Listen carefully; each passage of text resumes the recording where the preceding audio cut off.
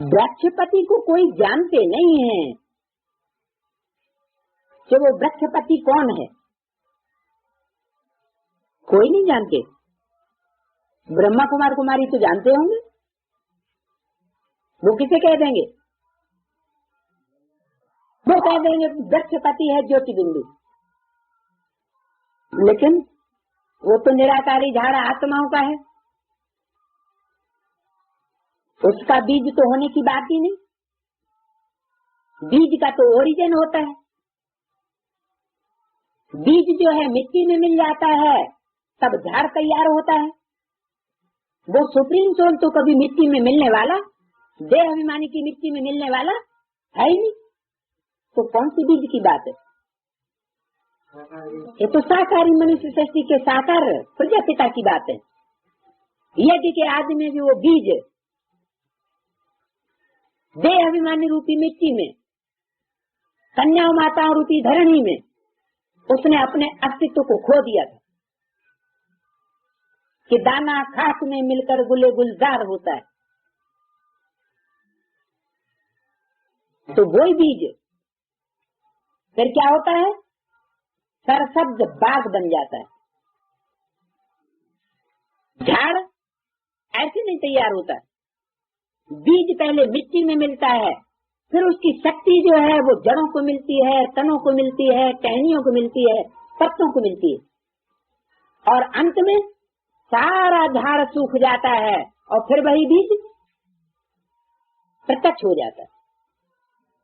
तो वही बीज रूप आत्माएं जो यज्ञ के आदि में थी, नंबरवार उन्हीं बीज रूप आत्माओं को अब फिर लास्ट में प्रत्यक्ष होना है। तो वृक्षपति को कोई नहीं जानते, न जानने से फिर वर्षा कैसे मिल सकता है? जब तक जानेंगे नहीं तब तक प्राप्ति भी कर नहीं सकते। तो तुम यहाँ जब बैठते हो, दूसरा पेज, जब यहाँ बैठते हो तो असर ही होकर के बैठो।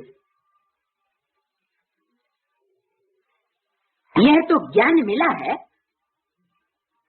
आत्मा अलग है और घर अलग है, आत्मा के रहने का स्थान अलग है। 5 तत्व का पुतला शरीर बनता है। ये शरीर क्या है? आत्मा का घर है, ये टेम्परेरी घर है। 5 तत्वों का पुतला है, उसमें आत्मा प्रवेश करती है, सबका पार्ट नुधा हुआ है। पहले मुख्य बात ये समझानी है कि बाप सुप्रीम बाप है, सुप्रीम टीचर है। बाप बनने में अर्थात वर्षा देने में उससे अधिक सुप्रीमेसी किसी की हो नहीं सकती। वो जैसी बात समझाएगा ऐसी बात गहराई से कोई समझा नहीं सकता, क्योंकि वो सुप्रीम टीचर है। लौकिक बाप, टीचर, गुरु, इन तीनों का कंट्रास्ट बताने से झट समझेंगे, डिबेट नहीं करेंगे। आत्माओं के बाप में सारा ज्ञान है, ये खूबी है। वही हमको रचना के आदि मध्य अंत का राज समझाते हैं। आगे ऋषि मुनि आदि तो कहते थे हम रचयिता और रचना के आदि मध्य अंत को नहीं जानते। कब कहते थे? आगे, क्योंकि आगे सतो प्रधान स्टेज थी, सात्विक स्टेज थी द्वापर में, फिर भी शास्त्रों में जो लिखा था उसमें सात्विकता थी। और बाद में जैसे जैसे विकारी होते गए तो तमो प्रधान बुद्धि होने के कारण उन्होंने शास्त्रों के अर्थ भी उल्टे कर दिए। क्या दुनिया वालों की बात है? ब्राह्मणों की संगमी भी दुनिया में ही ऐसी शूटिंग होती है। तो ब्राह्मणों की संगमी दुनिया में जो पुराने पुराने ऋषि मुनि हैं, वो पहले कहते थे कि हम रचयिता और रचना के आदि मध्य अंत को नहीं जानते। हमें बाबा ने अभी बताया नहीं है, लेकिन अभी ऐसा नहीं कहेंगे अहंकार के कारण। कि हमें बाबा ने अभी बताया नहीं, कुछ न कुछ तिकड़म पैंच अपनी मनमत मिक्स करके और सुना देंगे, क्योंकि उस समय वो सतो थे, इसलिए सत्य बोलते थे।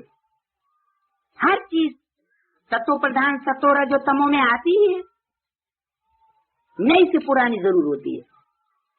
तो शूटिंग पीरियड में भी हर युग की शूटिंग में 4 अवस्थाएं समाई हुई है। तो ब्राह्मणों को 4 अवस्थाओं से गुजरना पड़ता है। दुनिया की हर चीज सतो प्रधान से तमो प्रधानता की ओर जाती है। तुमको इस षष्ठ चक्र की आयु का भी मालूम है। मनुष्य ये बात भूल गए हैं कि उनकी आयु कितनी है। बाकी ये शास्त्र आदि सब भक्ति मार्ग के लिए बनाए थे। बहुत गपोड़े लिख दिए हैं। सबका बाप तो एक ही है, सदगति दाता एक है, गुरु अनेक है। सदगति करने वाला सतगुरु एक ही होता है